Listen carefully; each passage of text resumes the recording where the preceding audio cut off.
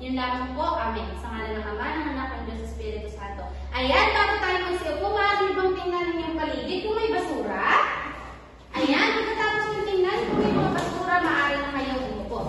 Ngayon naman, bago tayo magsimula, papakilala ko muna ang aking sarili. Ako si Binibini C. Castor at ako ang inyong magiging guro sa Pilipino. Ayos lang ba yun, mga bata?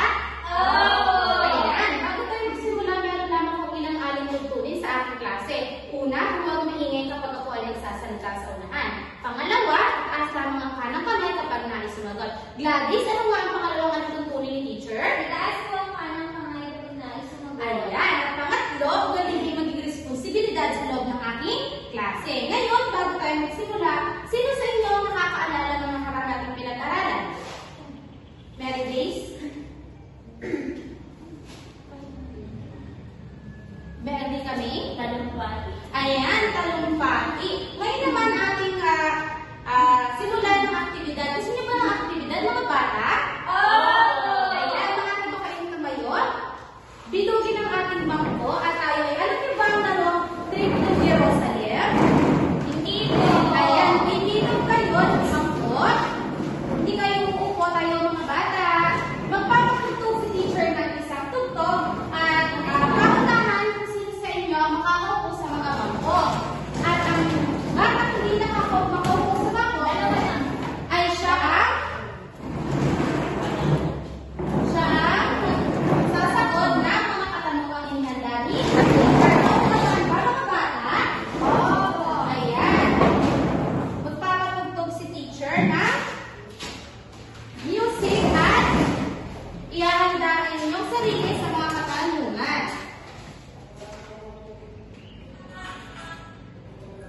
Ayan, humilog, mga bata.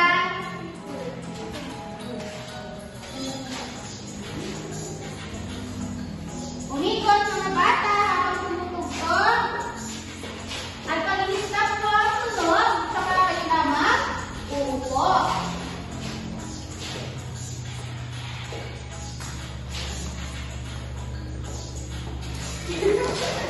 Ayan, Mary Grace, unang katanungan. Ano ang likas na yaman ng panitikad at puno ng mga kwento at aral?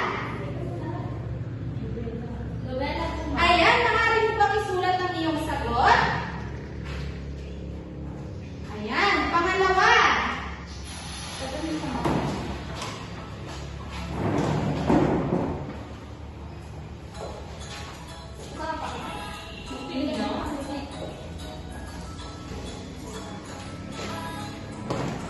Kayo, mga bata.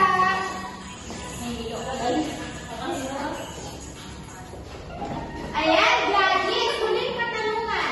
Tawag sa proseso ng pagkukwento o paglalarawan ng mga pangyayari sa isang kwento o akda. Para sa lalisay ko. Ayan, tama. Ngayon, maaari nyo na ibalik ang inyong mga bangko. At gusto nyo pa ba ng aktibidad, mga bata? Ayan, ngayon naman, ikaw makita sa inyo si teacher na isang movie trailer na kung saan konektado ito sa ating bagong tatalakayan natin ngayon. Naunawaan ba, mga bata? Panoorin ang maayos at tahimik ang aking ipapanood. At maghanda sa muling mga katanungan ni teacher. Naunawaan po ba? Ayan.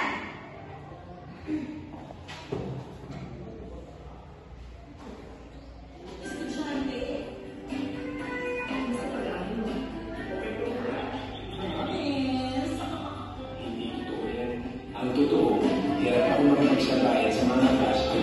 Lagi ako sa pag-aaral.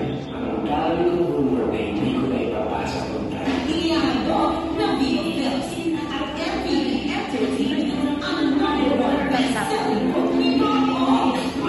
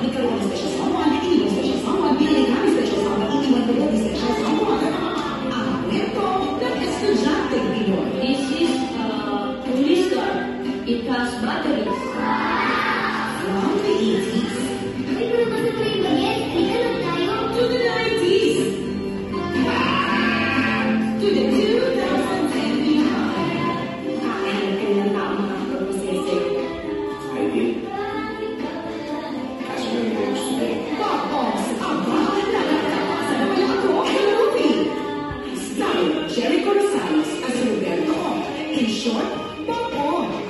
Gusto mo sa pagkakalit yan? Katanyan mo, tsaka nakatarot kita siya. Hand of Quezon as ulo. Matuwag ka naman isipin ibang tao sa everything ng buhay mo. Ang pakalaman sa isipin nila, Ned Imperial as Portia. Ano ba pong say-say ng Mimimi? Pero na rin naman tayo friends, sir. Para sa Ayan, bago ang aking mga katanungan, anong mapapansin nyo sa pinanood nyo ngayon, Gladys? About po sa estudyante. Ayan, about sa estudyante. So, anong mapapansin nyo dun sa estudyante na nakita nyo sa ating pinanood? Rika? Nakakabasa na siya. Ayan, kayo ba nung grade 1? Ano ba kayo nakabasa o hindi? Hindi po. Ayan. Ngayon, meron na akong katanungan dito na kung saan ang pinanood natin ay hango sa isang podcast. Ngunit ang pinakita ni teacher ay isa lamang sa trailer na kung saan ipinapakita din dito ang paglalarawan ng isang nobela.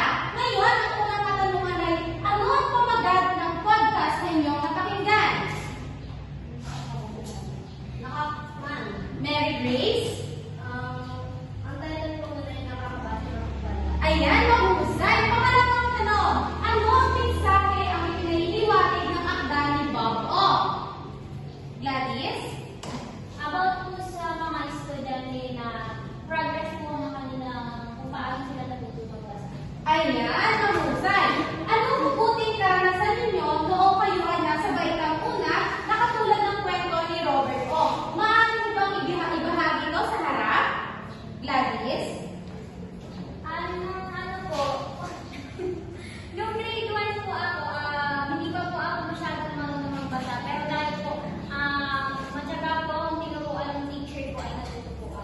Ayan, mahusay. Bigyan na natin ang tatlong palakpak si Gladys. Ayan, ang ulit na tanungan, ano ang problema o uri ng tunggalian ang narinig nyo sa podcast na nakakabasa ng pala ako? Ang problema o uri ng tunggalian ang narinig nyo sa podcast na pinanood natin kanina ay about sa nobela na kung saan tinutukoy dito ang karanasan ng isang tao na pinamagatang nakakabasa ng pala ako. Ngayon naman, ating tuklasin kung ano nga ba ang nobela. Bago yan,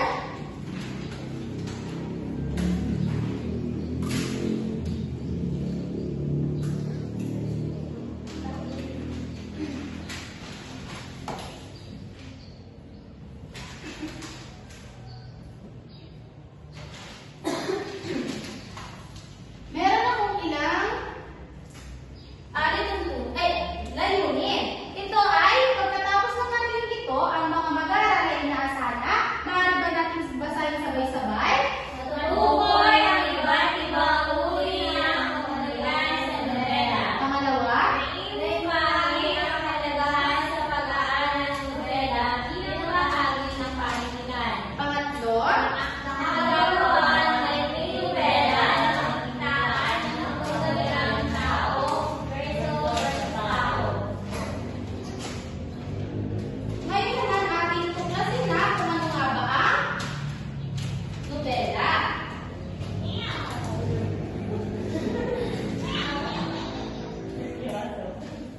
Ayan, uri ng tunggalian sa nobela.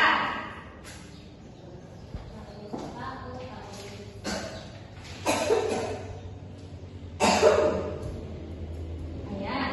Tao versus kalikasan. Ang tunggalian na ito ay nasa pagitan ng tao laban sa mga elemento at pwersa ng kalikasan. Ang halimbawa natin dito ay ulan, init, bagyo at iba pa. Makapagbibigay kaya kayo ng halimbawa ng tao versus kalikasan bukod sa halimbawa na ibinigay ni teacher? Gladys? Lindol po. Ayan, mahusay, lindol. Ngayon naman ay ang tao versus tao. Ito ay laban sa kapwa-tao. Ang kanyang problema o kasawian ay dulot ng kanyang kapwa-tao. Ito ay laban ng bida at kontrabida o mabuting tao at masamang tao. Halimbawa, suntukan, sinabnutan ng kaaway at iba pa. Pangatlo, tao versus sarili. Sino gustong bumasa? Mary Grace? Tao versus sa sarili ay isang uri ng tunggalian laban sa magkasanungat na hangad o pananaw ng iisang tao. Ang halimbawa nito ay pinoproblema kung ito ba ay tama o mali. Ayan, ang tao versus sarili ay isang uri ng tunggalian na kung saan masasalit ng dalawang magkasunungan o hangad na pananaw ng isang tao. Kagaya ng sinabi ni Mary Grace kanina, ang halimbawa dito ay pinoproblema ng tao kung ito ba ay tama o mali ang ginagawa nila.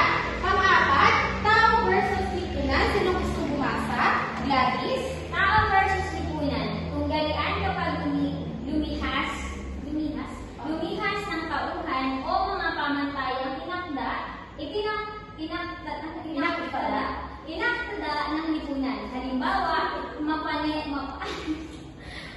na kultura at ideolohiya,